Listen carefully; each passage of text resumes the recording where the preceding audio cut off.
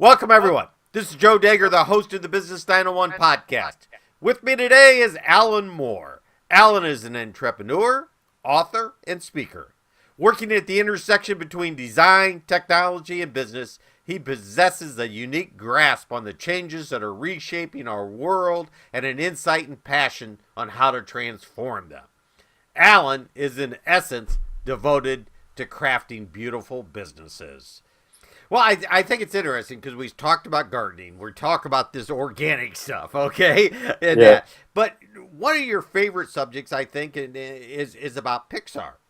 Yeah. Are, So yeah, and yeah. tell me how, because that book covers a wide range. Tell me about Pixar. So in the book, I talk about Pixar's there because it's about leadership, and it's about culture, and the story about Pixar is essentially that Ed Catmull realizing after they had floated the company, Toy Story 1 had been a blockbuster success, $1 billion. But 30% of his company had gone down with repetitive strain problems because there'd been a lot of clicking, as you could imagine, the first animated movie on the planet, right? So he realized that they did something exceptional there. Great storytelling. And it's one of the things that Pixar, it's not really just its animation, it's the storytelling. And what he realized is that, as he's in his own words, he says, every movie we start with sucks, but we have to find a mine to the truth of this story. And there are times when they will spend a lot of money, and we're talking tens and tens of millions of dollars, where they decide actually this story is not good enough to continue. But Pixar is interesting because they talk about what they call the mind trust.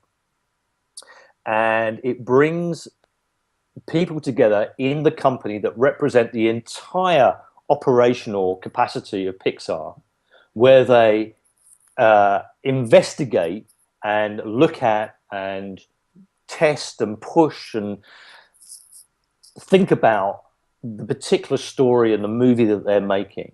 And what I love about this story is he talks about having to speak with candor, to speak candidly, where trust has to be held within the group. And normally what happens in Hollywood is a film is shown to the investors or to the studio. They will then make some points of view known to the director, which are called director's notes. And the director has to actually follow those notes, whether he thinks they're right or not, because they think that's how it works. This is not how it works at Pixar. So you can only talk positively. You can't speak with negative criticism.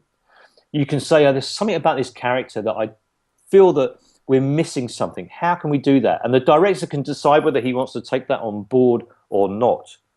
But what is amazing, that by creating that level of honesty, and it is obviously intense, it can be difficult, it's challenging, but it's held in trust, and it's held with the only one objective in that company, which is how can we make another £1 billion film, right? Wait, well, it's when I'm listening to you, it seems like, okay, they socially connect everyone, and they're functionally probably have certain functions that they carry through. Okay, I mean, but what they really try to go to maybe a higher level and expand emotionally, and that's where the design, the connections made. Does that That's make right. No, sense? exactly. I think that design of culture is very important. So we actually in this book, although it's a very little book, there's a saying actually in the book which comes from Emerson, sorry, the poet and philosopher, the American poet and philosopher, that says, "Beauty gets us out of surfaces and into the foundations of things." And I think that for me, there is truth in beauty, and that's where immortality can lie with products and services, the cultural things we make. If we really pursue, and that's in a sense really what Ed has got Pixar to do, which is pursue the truth of this movie in its storytelling. At some point, it's going to reveal something universally, which is actually going to really touch people at a fundamentally human level. And that is where I think that company is so interesting. And you could then take that as a design principle for any company around the world and say, if you could operate a company that was essentially, flatter, could operate with that candid honesty, that could only work in a way where constructive feedback is only accepted within the company, what you see is a phenomenal effectiveness at a commercial level that changes the way that company can perform. So to me, it's about performance. In the same way that then we were talking about Year Valley, it's about performance, commercial performance, cultural performance, looking at the utility in the things that you design and create fundamentally change the way that company can compete in the marketplace. Where can someone find out more about the book and the best way to connect with you? There is the opportunity to go to Amazon. And so whether that's Amazon.com or Amazon.uk, just put in Alan Moore and Do Design. Or you can go to the Do Book Co. Or the Do Book Company. And they have all of their books listed there. You can, in fact, on the Do Book Co. website, buy a bundle, which is you can buy the electronic version and the analog version at the same time for a slightly higher price than just buying the analog book. So you kind of get 2 for 1. You can find me on Twitter at ALAN SMLXL or Alan at Alan SMLXL, small, medium, large, extra large.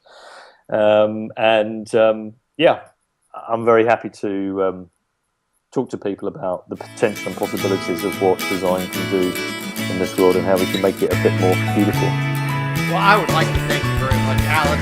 This podcast will be available on the Business 901 iTunes Store and the Business 901 website. So thanks, everyone, for listening. Thank you. Thank you, Joe.